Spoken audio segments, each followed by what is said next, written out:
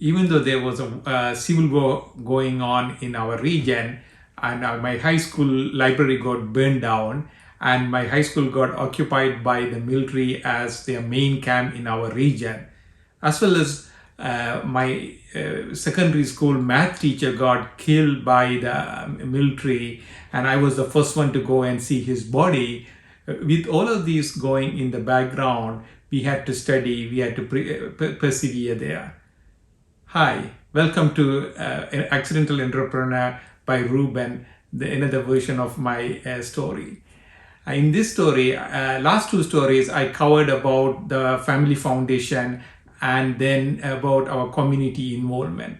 This one, I'm going to talk about my early stage of my education part of it. At the beginning, I started my elementary school in a rural area very close to our home. In that school was formed by our community elders about 30-40 years prior to that to educate our community children, because that our area was so arid, as well as didn't have much job opportunities. People realized you need to study hard to get a government or other good paying jobs. So they put this school together to, for us to study harder. This is the place first time I met my wife, Ahila, in my elementary school. After that, I went to go into a prestigious Hartley College for my secondary studies. And that was one of the most prominent school in Sri Lanka. And it had produced many great mathematicians and educators.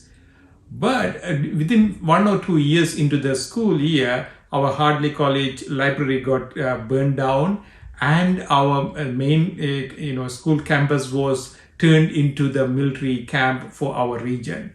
So it got migrated to the elementary school which I studied previously, and I went and studied there.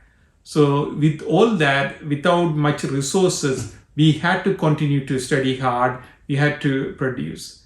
As an example, many of my classmates and many of the schoolmates went on to fight in the war and died, as well as there is another scenario where I was arrested when I was 16 years old by military, as round up all the young people and take it to the camp. They took me to the high school where the Hartley College premises, and I was within few feet or few yards of getting into the ship to be shipped to the a detention camp. And luckily, our principal at that time, Mr. Balasingam, helped me get out of that.